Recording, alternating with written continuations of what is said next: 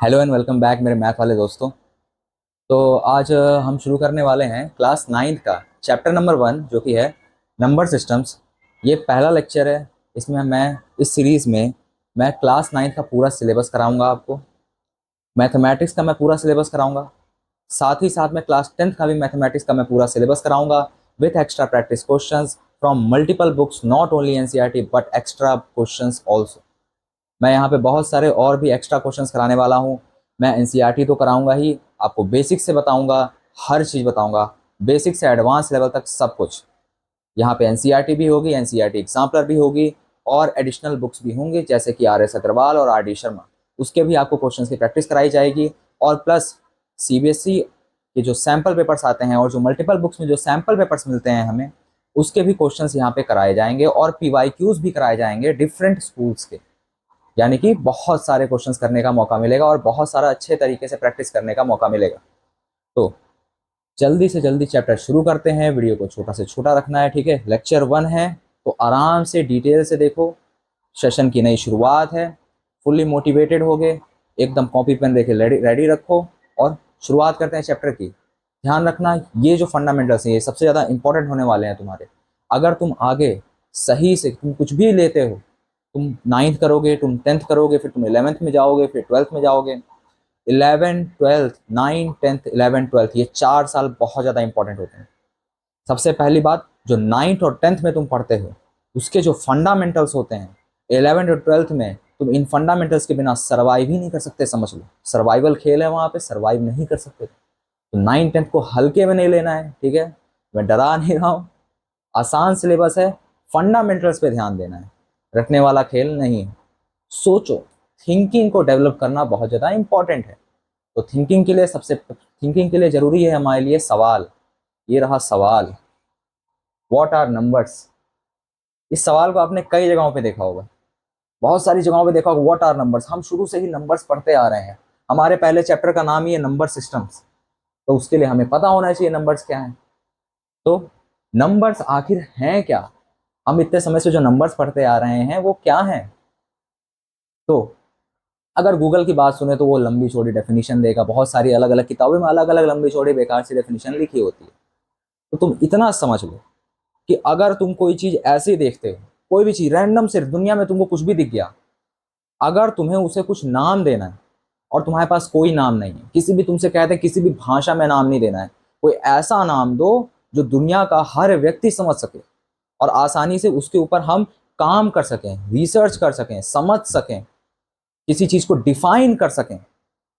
तो वो जो क्वांटिटी है हमारे पास, फंडामेंटल जो क्वांटिटी बनाई गई थी मैथमेटिक्स में, जो बनाई गई थी, वो थे नंबर्स। तो जो हमारे पास अलग से नंबर्स आते हैं 1 2 3 4, जीरो, नेगेटिव की भी बात की जाएगी, आखिर नेगेटिव यहाँ पे कैसे काम आता है। तो जो अलग अलग नंबर्स हैं हमारे पास, वो असल में लेबल्स हैं। हम खाली नाम दे रहे हैं चीज़ों को, हम बताते हैं कि यहाँ पे जो बल्क आइटम रखा हुआ है वो आखिर किस तरीके से क्या चीज़ है, वो हम उसको रिप्रेजेंट कैसे करें कि हर एक व्यक्ति को दुनिया में समझ में आए। उन्हीं को हमने नाम दिया है नंबर्स, वही है हमारे नंबर्स। नंबर्स क्या है? फंडामेंटल क्वांटिटीज हैं जिससे हम रिप्रेजेंट करते हैं, लेबल करते हैं, मेजर करते हैं चीज़ों को। हम गिन सकते हैं कि आखिर वो सारी चीज़ें क्या हैं। उन्हीं को हमने कहा था नंबर्स, वही है नंबर्स, बस इतना सा ही है। कोई लंबी चौड़ी डेफिनेशन नहीं रखना, समझो, फंडामेंटल समझना सबसे ज़्यादा इंपॉर्टेंट है, स्पेशली 9 10th के सिलेबस में। वैसे भी 9th का सिलेबस अब बढ़ गया है, थोड़े और ज़्यादा एक्स्ट्रा एडिशनल टॉपिक्स आ गए हैं। पहले 13 चैप्टर थे, अब 15 चैप्टर्स हो गए हैं, चैप्टर्स बढ़ चुके हैं, नए टॉपिक्स बढ़ चुके हैं। तो उसके हिसाब से हमें प्रिपेयर रहना पड़ेगा। क्या पता क्वेश्चन में भी चेंजेस आए, हमारे पास अभी ज़्यादा डेटा नहीं है। तो हमें हर तरीके से तैयारी करनी पड़ेगी, फंडामेंटल से तैयारी करनी पड़ेगी। तो शुरुआत हुई है नंबर से। अब बढ़ते हैं आगे, एक बहुत ज़्यादा कॉमन चीज़ से बढ़ते हैं, ठीक है। उसका नाम है क्या, कि किस तरीके के हमारे पास नंबर्स होते हैं। हम पहले बेसिक 2 चीज़ों के बारे में जानेंगे, सिर्फ 2 चीज़, 2 तरीके के नंबर्स के बारे में जानेंगे जो हम जनरली रियल लाइफ में भी देखते हैं। तो वो नंबर्स क्या हैं देखा जाए, उनका नाम भी आपने सुना होगा। तो सबसे पहले हम बात करते हैं, जो पहला नंबर है वो है natural number. Natural numbers, natural numbers क्या होते हैं? सबको पता है क्या होते हैं नेचुरल नंबर्स, जिसको हम n से रिप्रेजेंट करते हैं। नेचुरल नंबर्स को n से रिप्रेजेंट किया जाता है। ये होते हैं 1 2 3, 4 and so on. Natural numbers कौन से नंबर्स होते हैं? जो 1 से स्टार्ट हो और पॉजिटिव डायरेक्शन में चलते चले जाएं। पॉजिटिव डायरेक्शन से मेरा क्या मतलब है अभी पता चलेगा। नेचुरल नंबर्स ऐसे नंबर्स हैं जो हमारे मन में नेचुरली आ जाते हैं, नेचुरली डेवलप हो जाते हैं, नेचुरली अकरिंग जो नंबर्स हैं उन्हें हम नेचुरल नंबर्स कहते हैं। एग्जाम्पल के लिए क्या कहें, आपके कमरे में बल्ब्स होंगे, लाइट जल रही होगी, तो हो सकता है बहुत सारे होल्डर्स हों जहाँ पे बल्ब लगाते हैं हम, तो उसको हम अगर गिनने की कोशिश करें तो हम कैसे गिनेंगे? जैसे मेरे कमरे में यहाँ पे 3 हैं स्टूडियो में, हम कैसे गिनेंगे? 1 2 3, तो हमारे पास 3 ही हुए। तो हमने शुरुआत कहाँ से की? 1 2 3, 1 से शुरुआत की हमने, और हम उसके बाद आगे चलते चले गए 1 2 3, फिर अगर 4 होंगे तो 4, 5 है तो 5। तो ये जो नेचुरली अकरिंग नंबर्स हैं, जो नेचुरली हम फिजिकली देख भी सकते हैं और इजीली अंडरस्टैंड कर सकते हैं, उन्हीं नंबर्स को कहा गया है नेचुरल नंबर्स। वही है नेचुरल नंबर्स। फिर होल नंबर्स क्या होते हैं? फिर होल नंबर्स क्या होते हैं सर? हैं? फिर होल नंबर्स क्या होते हैं? तो आपने ये देखा होगा कि होल नंबर्स और नेचुरल नंबर्स में ज़्यादा डिफरेंस कोई नहीं है।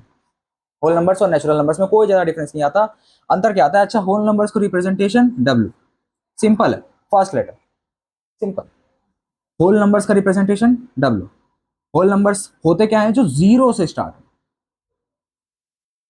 1 2 3 4 एंड सो ऑन। तो ये देखा जाए तो ये वाला पार्ट तो नेचुरल नंबर ही है, ये वाला पार्ट तो नेचुरल नंबर ही है। तो ये वाला पार्ट आ रहा है जो हम नेचुरली अकरिंग चीजें देख पा रहे हैं, जो हम देख सकते हैं, समझ सकते हैं, आराम से आइडेंटिफाई कर सकते हैं, उन सबको क्या कहा गया?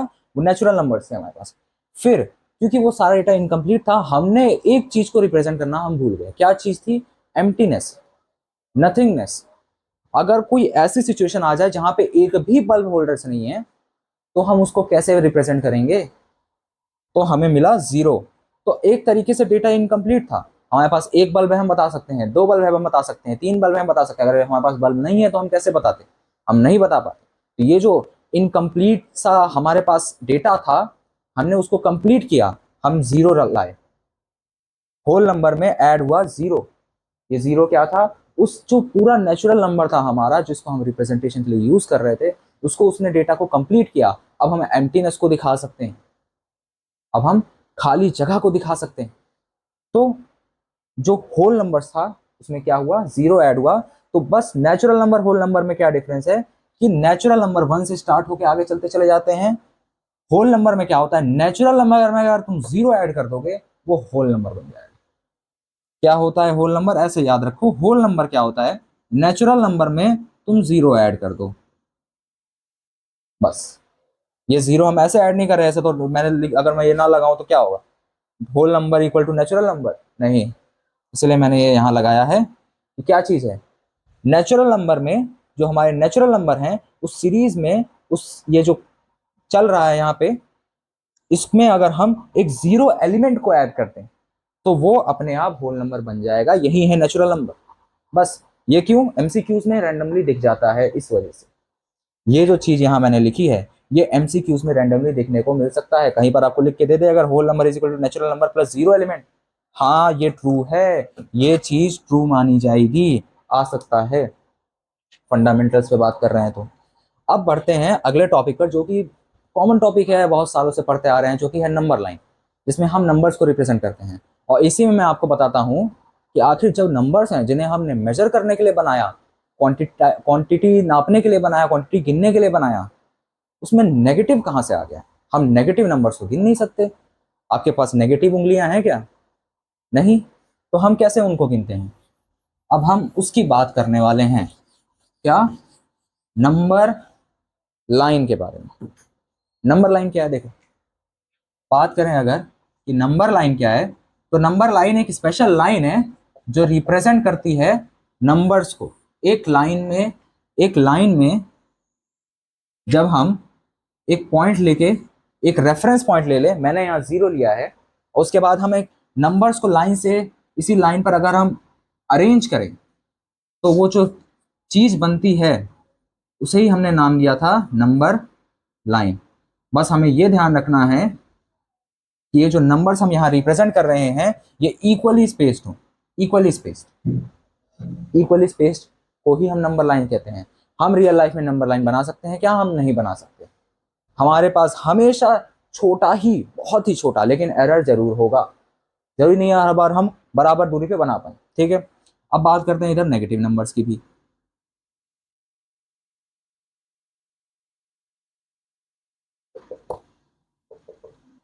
ठीक है, तो इतना पार्ट तो पता है, नेचुरल नंबर, जीरो आ गया होल नंबर। सर जी ये माइनस आ गया, अब ये क्या बन गया? तो जहां पे ये माइनस वाले नंबर्स इंक्लूड हो जाते हैं उन्हें हमने नाम दे दिया था इंटीजर, नाम दे दिया हमने उन्हें, नाम दे दिया इंटीजर। इसका रिप्रेजेंटेशन क्या होता है सर? आई होता है क्या? नहीं, इसका रिप्रेजेंटेशन होता है Z. Y Z, Y Z. तो इसका जवाब आपकी एनसीईआरटी में ही दिया हुआ है। जो ये जेड वर्ड है, ये जो जेड आया है, ये असल में एक वर्ड आया है, एक वर्ड है जिसका, जो कि होता है क्या, ज़ेहलन वर्ड होता है, एक ज़ेहलन वर्ड। इसका मतलब होता है टू काउंट। स्पेलिंग में गलती हो तो माफ कीजिएगा। ज़ेहलन वर्ड होता है, इसका मतलब होता है टू काउंट। तो यहां से ये जो जेड है वो हमने लिया इंटीजर के रिप्रेजेंटेशन में। हाँ, यहीं से वो वर्ड आया, यहीं से ये जेड आया है। बस इसका जो जवाब है ये आपको एनसीईआरटी में दिया हुआ है। एनसीईआरटी आप खोलेंगे, उसमें इसका आंसर लिखा हुआ है। अब बात करते हैं कि आखिर ये नेगेटिव नंबर्स क्या हैं। सर नेगेटिव नंबर्स तो हमने आज तक दुनिया में कभी देखे नहीं, हम क्यों पढ़े नेगेटिव नंबर्स? अरे भाई, हम किस चीज की बात कर रहे हैं? हम मेजर करने की बात कर रहे हैं। तो अगर हम नॉर्मल क्वांटिटी की बात करें, सिर्फ एक जगह खड़े होकर सिर्फ बात करें, एक ही तरफ देख के बात करें, तो हम जो नंबर्स गिन रहे हैं वो तो पॉजिटिव हैं। जीरो भी गिन रहे हैं हम कि कुछ नहीं है तो जीरो है। यहाँ पे हम देखें तो एक शेर है क्या यहाँ पे? नहीं, जीरो शेर है क्या? वहीं पे अगर हम देखें बल्ब होल्डर्स कितने हैं तो तीन हैं, हम ये गिन पा रहे हैं हमारे सामने। लेकिन अगर हम मेजर करने की बात करें तो हम कहें कि मेरे आगे 2 मीटर पे कुछ सामान रखा है, मेरे आगे 3 मीटर पे कुर्सी रखी है, तो हमने क्या किया? आगे की तरफ मेजर किया। तो मैं यहाँ पे बार बार एक शब्द बोल रहा हूँ, आगे, आगे मैं बोल रहा हूँ। तो आपको पता चल रहा है कि वो जो सामान रखा है, अगर मैं कहूँ आगे 3 मीटर पर, तो आपको पता है कि मैं बात कर रहा हूँ कि मेरे आगे 3 मीटर पर एक कुर्सी रखी है। वहीं अगर मैं कहूँ कि मेरे पीछे रखी है, तो अगर मैं कहूँ कि मेरे पीछे 3 मीटर पे कुर्सी रखी है, तो अभी भी कुर्सी 3 ही मीटर पर है, लेकिन कहाँ पर है? मेरे पीछे है। उसी को जब हमने मैथमेटिक्स में डिफाइन किया तो हमने कहा कि एक साइड को हमने माना पॉजिटिव, एक साइड को हमने माना नेगेटिव। इससे क्या हुआ? हमें एक तरीके से हमने डायरेक्शन बता दिया। अगर मैं यहां खड़ा हो जाऊं तो मैं कहूं मेरे आगे 2 मीटर पे एक दीवार है, तो आगे, तो हमने उसको दे दिया पॉजिटिव साइन। चलो आगे को हमने कह दिया पॉजिटिव है। तो जो भी अपोजिट डायरेक्शन रहेगा, मेरे पीछे, मैं कहूं मेरे पीछे 2 मीटर पर एक गेट है, तो क्या होगा? मैं कह रहा हूं कि नेगेटिव 2 मीटर पर एक गेट है। अब मुझे बोलने की जरूरत नहीं कि वो मेरे पीछे है। यहाँ नेगेटिव साइन रिप्रेजेंट कर रहा है कि मैं अपने अपोजिट डायरेक्शन की बात कर रहा हूं। नेगेटिव साइन असल में अपोजिट डायरेक्शन को बताता है। ये जो नेगेटिव साइन हम देखते हैं, जो नेगेटिव साइन हमें मैथमेटिक्स में दिखता है, ये मोस्टली और ज्यादातर हर जगह ही यूज होता है। किस चीज के लिए? असल में ये डायरेक्शन दिखाने के लिए यूज होता है। डायरेक्शन। हम उधार को लेके अब बात कर लेते हैं, पर देखें क्या है। आपने पैसा लिया, आपके पास पैसा आया, ऐड हुआ है, पैसा आपके पास आया है, तो इसे हम क्या कह सकते हैं कि पॉजिटिव डायरेक्शन में आपके पास पैसा बढ़ गया। आपके आपके पास से पैसा गया तो क्या होगा? वो नेगेटिव हो जाएगा। नहीं समझाया? एक सेकंड, इसको ऐसे देखते हैं। देखो, आपके पास, आप, ये है न्यूट्रल पॉइंट, समझ लीजिए आप क्या ये है, एक न्यूट्रल पॉइंट है ये, न्यूट्रल पॉइंट। आप अभी यहां पर हैं, आपको अगर कोई पैसा दे, 1 रुपए दिया, आप यहां पे आ गए हैं, अब आप पॉजिटिव 1 में हैं। आपको किसी ने 2 रुपए दिए, अब आप पॉजिटिव 2 पर हैं। वहीं पे अगर हम बात करें कि अगर आप यहाँ न्यूट्रल पॉइंट पे थे, जीरो पे थे, आपने किसी को पैसा दिया, तो आप डायरेक्शन बदल गई कि नहीं? पैसा अभी आ रहा था, पैसा जा रहा है, डायरेक्शन बदल गई। तो अब क्या कहेंगे आप कि आपके पास -1, आपके पास 1 रुपए कम है। वहीं अगर हम और पीछे आएंगे तो अब आप क्या कहेंगे कि अब आपके पास 2 रुपए कम है। तो एक तरीके से आपके पास पैसा कम हो रहा है। अब उसी चीज को हमने यहाँ पे नेगेटिव और पॉजिटिव से रिप्रेजेंट कर दिया। अगर आप बोलें आपके पास ज्यादा है तो आपके पास पॉजिटिव है, अगर आपके पास 2 रुपए कम है तो मतलब आपके पास नेगेटिव 2 रुपए हैं। ये मतलब होता है नेगेटिव साइन।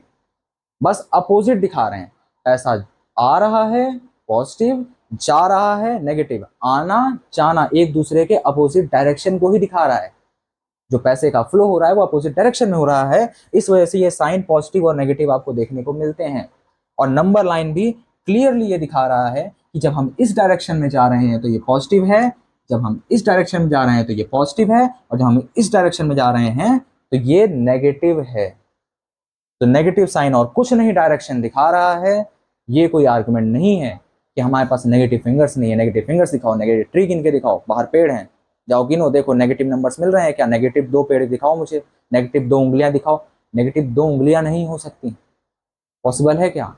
हम ये कह सकते हैं कि उंगली सीधी है, या हाथ आगे है या हाथ पीछे है, हम ये कह सकते हैं।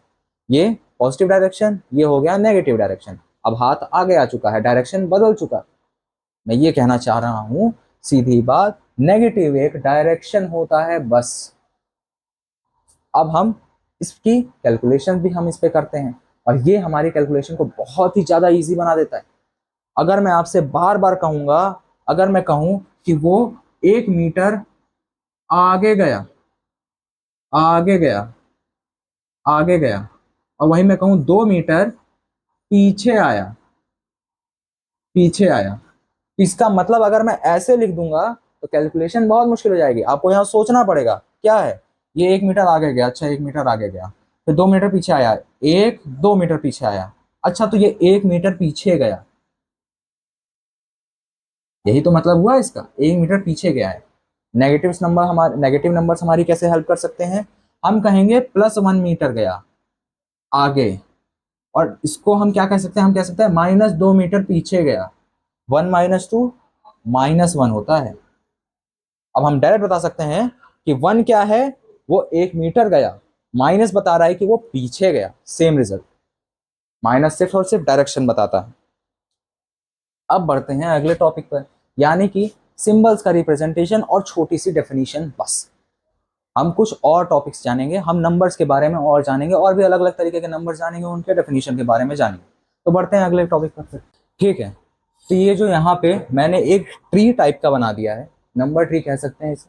ठीक है, ये जो ट्री है ये आपकी बहुत ज़्यादा मदद करने वाला है किस चीज़ में, याद रखने में, कि आखिर किस किस तरीके के नंबर को क्या कहा जाता है और कौन सा नंबर किस में आता है। ये ज़्यादा से ज़्यादा काम आता है ट्रू फॉल्स टाइप और एमसीक्यू टाइप क्वेश्चन से। बहुत ही ज़्यादा इसका बहुत ज़्यादा सवाल, अगर इस चैप्टर से सवाल आते हैं ट्रू फॉल्स एमसीक्यू के, तो इससे रिलेटेड सवाल ज़रूर आता है। वो कैसे आता है? तो सबसे पहली चीज़ क्या, अगर हम नंबर सिस्टम में बात करें तो 2 तरीके के नंबर्स होते हैं हमारे पास। सबसे पहली बात, 2 तरीके के नंबर्स कौन से, रियल नंबर्स, और एक और होता है इमेजिनरी नंबर्स। इमेजिनरी नंबर जो है वो आप क्लास 11th और 12th में पढ़ने वाले हैं। हम अभी क्लास 9th में कौन से नंबर्स पढ़ते हैं, हम पढ़ते हैं रियल नंबर्स। अब रियल नंबर्स में से भी कौन से हैं, तो रियल नंबर्स में भी 2 टाइप के रियल नंबर्स आते हैं। एक क्या होता है, रेशनल नंबर, एक क्या होता है, इरेशनल नंबर। हमने जो अभी पीछे जो पढ़ा वो सारे कौन कौन से नंबर्स पढ़े थे, हमने वो सारे रेशनल नंबर्स पढ़े। रेशनल नंबर्स को हम क्यू से रिप्रेजेंट करें। इन सबको याद रखने की जरूरत अभी नहीं, जैसे जैसे हम सवाल लगाते जाएंगे वैसे वैसे ये सारे ही सिंबल्स अपने आप ही याद होते चले जाएंगे। हमें बैठ के रटने की कोई जरूरत नहीं है, जैसे जैसे सवाल लगाएंगे वैसे वैसे ये खुद ब खुद याद होते चले जाएंगे।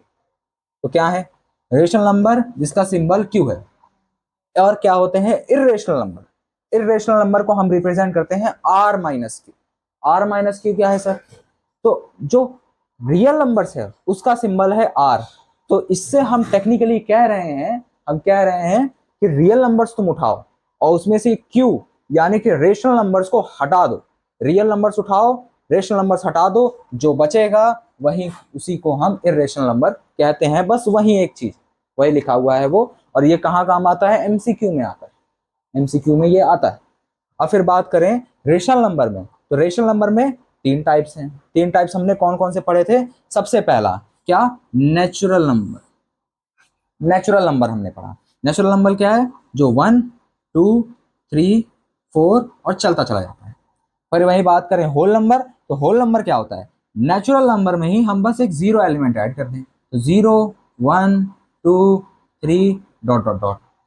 वहीं अगर हम इसी नेचुरल नंबर या जो हमारा होल नंबर है, इसमें जब हम नेगेटिव नंबर्स को ऐड कर देते हैं, यानी जब हम डायरेक्शन की बात पे आ जाते हैं, तो जो तरीके के हमें नंबर्स मिलते हैं उन्हें हम इंटीजर कहते हैं। और ये कैसे होते हैं, नेगेटिव इन्फिनिटी से पॉजिटिव इन्फिनिटी की तरफ जाते हैं।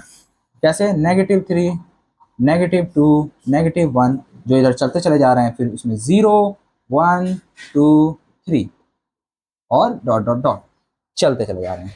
यहां से इधर तो ये चलते ही चले जाते हैं, साथ ही में ये उल्टी डायरेक्शन में भी इन्फिनिटी तक जाते हैं, यानी नेगेटिव इन्फिनिटी। इन्फिनिटी क्या है उसके बारे में अभी हमें ज़्यादा जानने की जरूरत नहीं है, हम बस ऐसा समझ लेते हैं कि अभी के लिए हमारे लिए क्या है, इन्फिनिटी एक ऐसा बहुत बड़ा नंबर है जहां तक हम कभी पहुंच ही नहीं सकते। ये उसी की तरफ भागे चले जा रहे हैं लेकिन कभी पहुंच ही नहीं पाते। होल नंबर क्या है, जो 0 से शुरू होते हैं और उसके बाद सारे नेचुरल नंबर। होल नंबर क्या है, नेचुरल नंबर में आप 0 एलिमेंट डाल दीजिए, होल नंबर बन गया। वही नेचुरल नंबर्स क्या है, जो नेचुरली अकरिंग नंबर्स। हम जब नेचुरली अकरिंग एलिमेंट्स पे लेबल देते हैं, तो जिन नंबर से हम लेबल करते हैं उन्हें नेचुरल नंबर कहा गया। और फिर उन सारे ही अगर आप मिला दें, इन सबको ही मिला दें, तो बन जाते हैं क्या, रेशनल नंबर। रेशनल नंबर क्या सर खाली इतनी 3 ही डेफिनेशन है? नहीं, एक और स्पेसिफिक डेफिनेशन है जो इस रेशनल नंबर को इस इर्रेशनल नंबर से अलग बनाती है। बहुत ज्यादा इंपॉर्टेंट डेफिनेशन है, तो अब हम उस पर ही बढ़ते हैं आगे। पहले अब जानते हैं कि रेशनल नंबर क्या है, थोड़े सवाल भी करते हैं। तो रेशनल नंबर की किताबी डेफिनेशन की बात करें अगर, तो किताबी डेफिनेशन क्या कहती है, जो हर स्कूल में रटवाया जाता है, कि ऐसे नंबर्स जिन्हें हम P बाय Q की फॉर्म में लिख सकें, जहां पर Q जो है वो नॉट इक्वल टू 0 होना चाहिए। इसका क्या मतलब है सर, कि ऐसे नंबर जहां पर हम वो नंबर जिन्हें हम फ्रैक्शन में तो लिख ही सकते हैं, यानी P बाय Q के फॉर्म में, प्लस Q कैसा होना चाहिए, नॉट इक्वल टू 0 होना चाहिए। प्लस क्या है, वो जो नंबर्स होते हैं वो सिर्फ यही नहीं होते हैं, एक और चीज कंडीशन एक बहुत ज्यादा इंपॉर्टेंट सी जाती है, जो कभी कभार बच्चों को कंफ्यूज भी कर देती है इर्रेशनल नंबर और रेशनल नंबर के बीच में। तो वो क्या इंपॉर्टेंट चीज है, कुछ फ्रैक्शंस ऐसे होते हैं, जैसे कि एग्जांपल के लिए 1/3 की अगर हम बात करें, इस फ्रैक्शन की अगर बात करें, तो इसका आंसर क्या आता है, हम देखें तो ये आता है 0.3333, और ये भी बस आता चला जाता है, ये 3 कभी एंड होता ही नहीं। तो बताऊं मैं, अगर आप ध्यान से देखें, ये जो 333 रिपीट हो रहा है, जो ये रिपीटिंग पैटर्न आपको दिख रहा है, एक ही पैटर्न है, यानी कि जो 3 है वो बार बार रिपीट हो रहा है। तो जो ये रिपीटिंग डेसिमल आते हैं, ये भी अगर आप देखें तो रेशनल नंबर में ही आते हैं, क्योंकि हम इन्हें भी क्या कर पा रहे हैं, P बाय Q के फॉर्म में लिख पा रहे हैं, जहां पे जो Q है हमारा, यानी जो डिनोमिनेटर है, वो 0 नहीं है। 0 कभी भी डिनोमिनेटर में 0 नहीं हो सकता। उसकी कंडीशन क्यों है, ऐसा क्यों है सर, तो अगर हम ध्यान से देखें, तो हम कभी 0 से डिवाइड नहीं कर सकते। तो अगर हम 0 से डिवाइड नहीं कर सकते, तो अगर डिनोमिनेटर में 0 आ गया, हम 0 से डिवाइड करने लगे, तो हमें नहीं पता क्या आएगा। तो जो भी आंसर होता है उसे हम कहते हैं कि वो नॉट डिफाइंड है, यानी कि हमें नहीं पता उसका आंसर क्या है। इसी वजह से यहाँ डिनोमिनेटर में कभी 0 नहीं हो सकता। तो उसका बेस्ट एग्जाम्पल यहाँ पे क्या है, 1/3। तो रेशनल नंबर्स कैसे होते हैं, जो रिपीट कर जाएं, या तो रिपीट कर जाएं, या कैसे होते हैं। एक और एग्जांपल पे बात करते हैं, जो कि है 1/2, यानी कि 0.5, हाफ हमारा जो है हाफ 0.5। यहां पे देखें तो क्या यहाँ नंबर रिपीट हो रहे हैं, नहीं, लेकिन क्या यहाँ पे नंबर खत्म हो जा रहे हैं, यहाँ पे देखो तो यहाँ खत्म नहीं हो रहा है, यहाँ चलता चला जाएगा, 3 है, कब तक चलता चला जाएगा हम कभी जान ही नहीं सकते कहाँ लग जाएगा। वहीं अगर हम 1/2 की बात करें, तो वो खत्म हो जा रहा है 0.5 पर ही खत्म हो जा रहा है। इस तरीके के जो रेशनल नंबर्स होते हैं, इन्हें हम कहते हैं टर्मिनेटिंग नंबर्स। इन टर्म्स की क्या जरूरत पड़ रही है सर, यही टर्मिनेटिंग और रिपीटिंग नंबर्स, ये जो टर्मिनेटिंग और रिपीटिंग टर्म है, इन्हीं का यूज करके हम आगे इर्रेशनल नंबर को डिफाइन करने वाले हैं। ठीक है, बस यही है रेशनल नंबर। अब करते हैं कुछ सवालों पे आगे बढ़ते हैं। तो अब हमारे पास रेशनल नंबर से रिलेटेड 2 सवाल हैं। क्या सवाल है, पहला सवाल है, क्या 0 एक रेशनल नंबर है। आपके एनसीईआरटी का ही सवाल है, तो इसको जरा जवाब दे दिया जाए, इसका क्या है, क्या 0 एक रेशनल नंबर है। तो रेशनल नंबर के बारे में मैंने क्या बताया, पहली चीज क्या बताया, p बाय q के रूप में हो सकता है। दूसरी चीज क्या बताया, रिपीटिंग डेसिमल हो सकता है, रिपीटिंग डेसिमल। और क्या हो सकता है, टर्मिनेटिंग डेसिमल हो सकता है। ये तीन चीजें हो सकती हैं।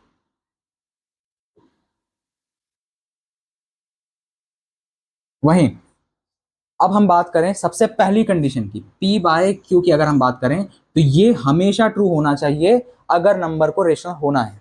तो जीरो क्या p बाय q के फॉर्म में लिखा जा सकता है, जहां पे एक और कंडीशन है, ये जो q है ये कभी भी जीरो के इक्वल नहीं होना चाहिए। तो देख लेते हैं, क्या 0/1 में लिख सकता हूं, ये क्या जीरो के इक्वल है, जरा मुझे बताओ। क्या 0/1 जीरो के इक्वल है? क्या ये p बाय q के फॉर्म में है? हाँ है। क्या जो डिनोमिनेटर q वो जीरो नहीं है? हाँ नहीं है, ये जीरो नहीं है, ये जीरो नहीं है, ये 1 है। तो यानी कि पहली कंडीशन क्या होती है, चेक की जाती है। फिर बात करते हैं रिपीटिंग डेसिमल की। क्या रिपीटिंग डेसिमल है? रिपीट करने की जरूरत ही नहीं है, 0.0 पे ही ये खत्म हो गया है। तो क्या टर्मिनेटिंग डेसिमल है? हाँ ये एक टर्मिनेटिंग डेसिमल है। ये रिपीटिंग भी हो सकता है। कुछ लोग कहेंगे सर हम तो 0.0000 रिपीट कर देंगे। हाँ ये रिपीटिंग भी हो सकता है, लेकिन हमें जहां रिपीट करने की कोई जरूरत नहीं है, क्योंकि यहाँ जीरो की कोई वैल्यू है। आगे हम जीरो ऐड कर रहे हैं, क्या नंबर पे कोई फर्क पड़ रहा है? नहीं पड़ रहा है। इस वजह से हमें यहाँ रिपीटिंग करने की कोई जरूरत नहीं है।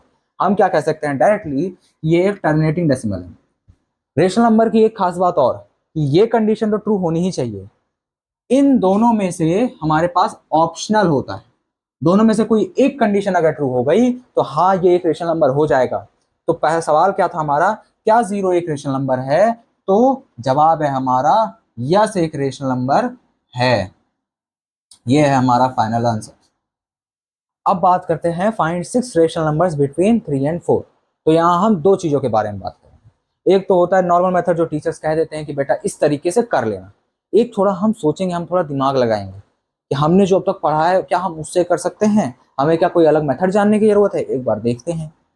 तो हमने अब तक पढ़ लिया है, क्या पढ़ लिया है, हम पढ़ चुके हैं नंबर लाइन को। क्या हम नंबर लाइन पढ़ चुके हैं? हम नंबर लाइन पढ़ चुके हैं। ठीक है सर, तो नंबर लाइन से हम कैसे करेंगे?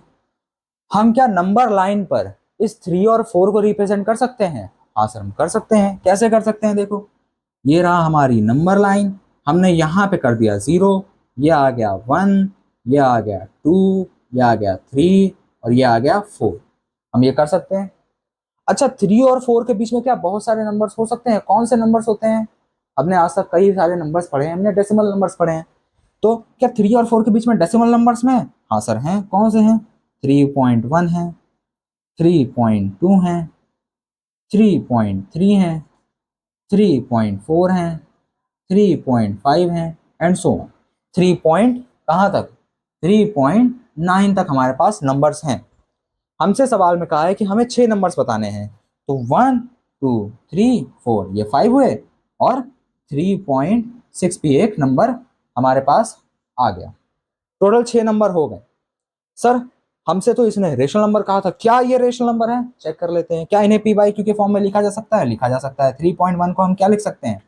हम लिख सकते हैं 31.31/10। हम ये लिख सकते हैं, हमने ये सीखा है कि डेसिमल को फ्रैक्शन में कैसे कन्वर्ट करते हैं।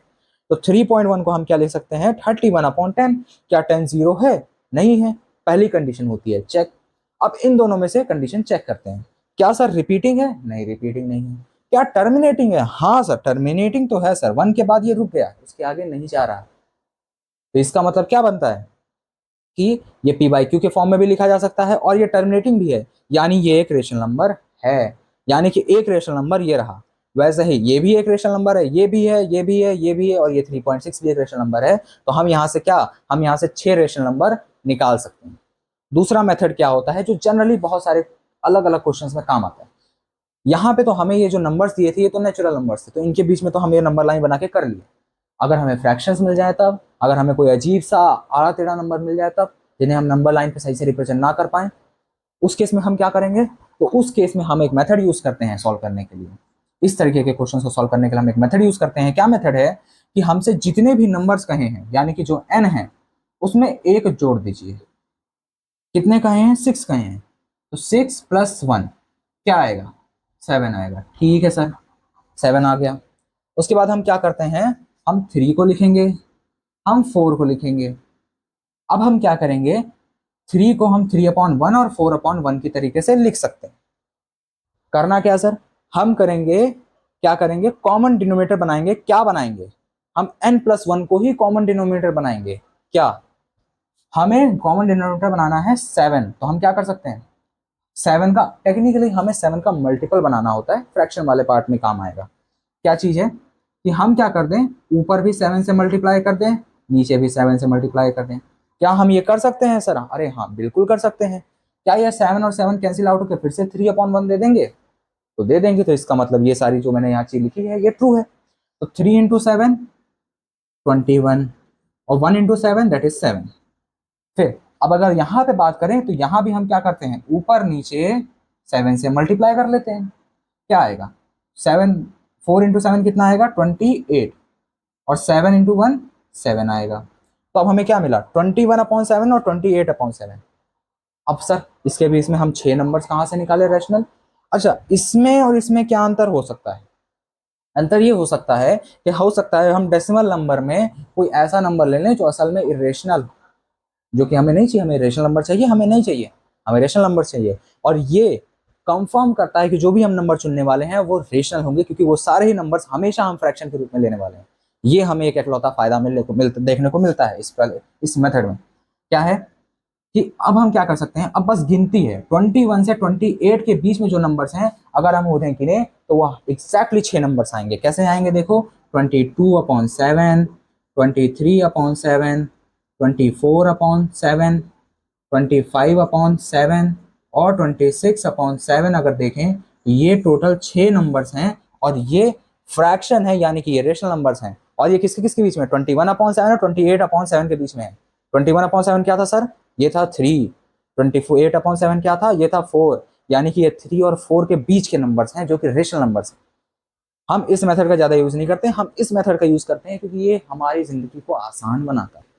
पेपर में इतना टाइम नहीं मिलता है, हमारा टाइम बचाता है, हमारी मेहनत बचाता है, सब कुछ बचाता है। ठीक है, तो अब बढ़ते हैं, क्या करते हैं, थोड़ा अगले क्वेश्चन पे पढ़ते हैं।